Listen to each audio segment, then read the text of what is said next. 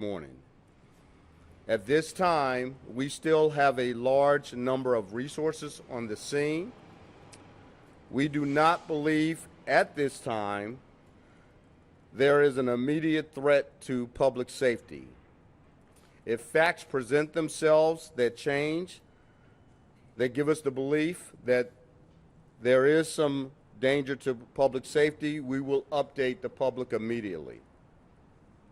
Our Major Crimes Division is conducting this investigation, and we are seeking assistance from the public for anyone who may have witnessed any disorderly behavior around the garage area of downtown Silver Spring, at Fenton and Ellsworth, or anywhere nearby. We would also request that if there's anyone who had any contact with Officer Thomas Bomba this morning, that they would also contact us. We urge you to contact us immediately. You can call our non-emergency number at 301-279-8000. Officer Thomas Bomba leaves behind his wife and 2 children. Please keep his family and friends in your thoughts and prayers in the days to come. Mr. Elrich. So I don't have any details to add to what the chief has talked about. I just wanted to extend the county's sympathy and condolences to the family, his wife and his children, and to the police department on the loss of one of their own today. This is a very difficult job, and this is one of those jobs where not everybody comes home when they go out in the morning, and it's a tough loss for everybody. So I know everybody's feeling a lot of pain over this. It's been a really difficult day. I trust the police will carry out an investigation, and we will get to the bottom of this, and we'll hold people accountable. And I just wanted to make sure that our department and the family know that the thoughts and prayers of people in Montgomery County are with them today, and we all are mourning their loss with them. Thank you.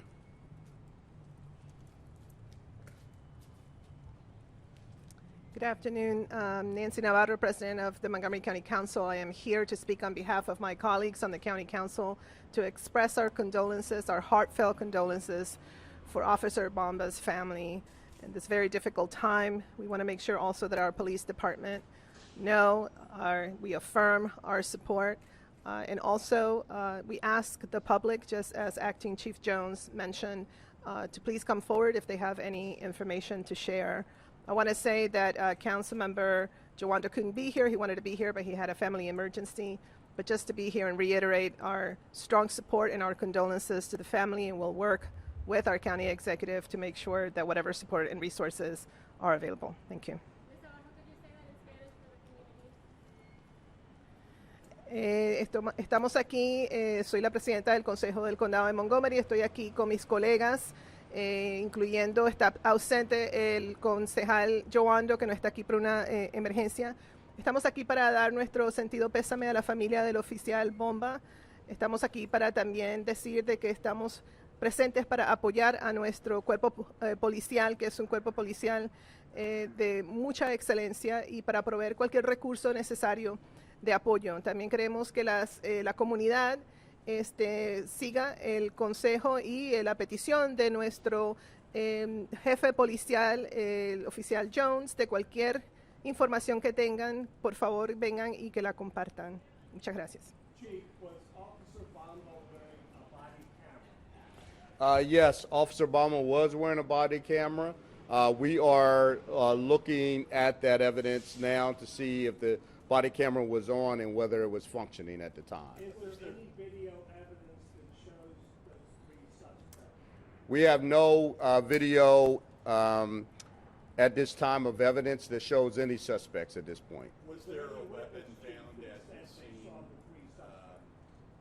Was there a weapon found at the scene? Officer Bomba's weapon was found, but there was no other weapons found, and there are no other witnesses at this point in time that have come forth with any suspect information. Was there evidence transpired, Chief? At this point in time, we're not sure. We're looking into that matter at this point. Chief, are you actively searching for suspects right now? Yes, yes. Any indication, are you investigating whether or not this was possibly self-inflicted? We at this time we're looking at all options at in regards to this investigation. But So you're looking at in danger? I'm sorry. Why do you believe the community is no longer in danger after this incident? Well, at this point in time, we have sufficient officers in the area. We have made sure that we have had, we've added patrols in the downtown Silver Spring area. We have no information that have come from the public or anyone else that have seen anything suspicious. So at this point in time, that's how we will treat that. Chief, do you have any surveillance cameras up there on the top floor, and were they working, and have you been able to look at them? I am not made aware of any cameras that were on the top of the garage of where Officer Bomber was located.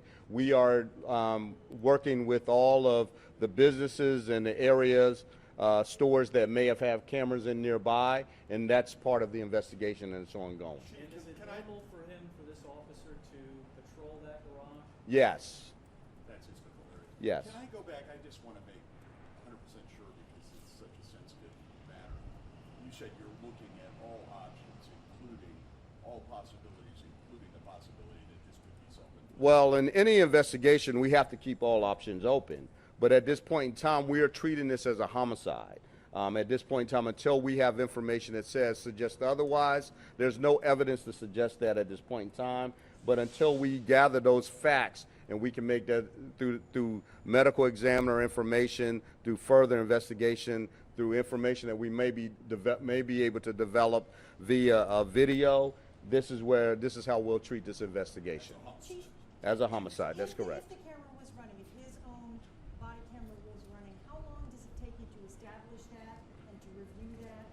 Well, again, it just depends, but at the end of the day, we try to make that as part of the entire investigation. So if we only have a piece of it that doesn't give us a lot of information, that may not be fruitful at this time. So we're trying to make sure that we have every piece of evidence available for us before we make any, decide exactly what do we have per suspects or whatever information that we have. Let me be clear, you're saying there's no evidence to suggest that the gunshot was self-inflicted? Not at this time, no.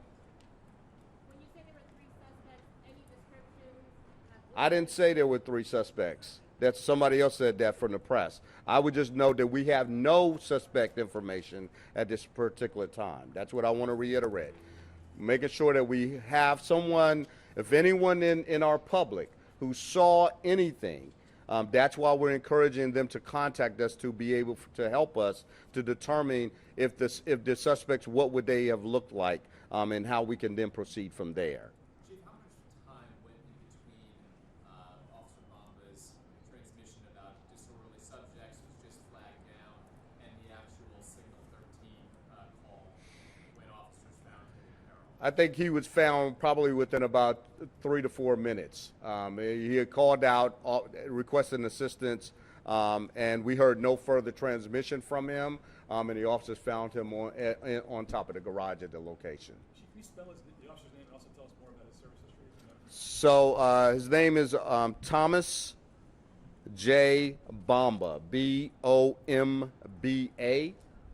And Officer Bomba was a 13-year veteran of the Montgomery County Police Department, assigned to the 3rd District.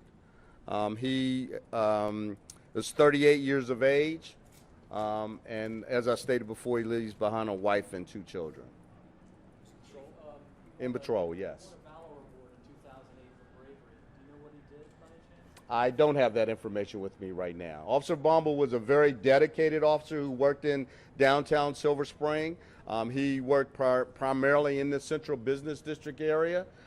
We have, typically been made aware of many different types of crimes that occur in downtown, and Officer Bomba has always been actively involved on patrol, addressing a lot of the concerns that have occurred in downtown Silver Spring. Chief, I don't think I heard you clearly back here, but did you say there is no evidence that the gunshot wound was self-inflicted? At this point in time, we do not have any evidence to support that, no. Is it possible someone else could have shot him with his own gun? It is possible, yes. Are you looking into that? We are looking into that, yes. Possible. And other possibilities, that's correct. Do you have any evidence that the officer drew his weapon? I don't know. We don't know. When did he activate his body? I don't know if his body camera was activated. That's what we're working on now to try to determine that and looking to see if there's anything to be able to be downloaded. Can you also confirm, you said that it was within 3 to 4 minutes that you found him once he made the radio call? It was 3 to 4 minutes of that call that he was found. That's correct. And he was found on the top level? Top level of the garage, correct. Yes. County executive, you had talked a bit earlier about accountability. Can you expand on that? Pretty simply, we just expect the department to do a full and sound investigation, and we'll make sure that that happens. This is really important to all of us. Everyone, thank you for your questions. We'll have a more detailed written statement released here shortly. Like I said, we don't anticipate any more updates this evening. If that changes, I will let you all know. Thank you all for coming.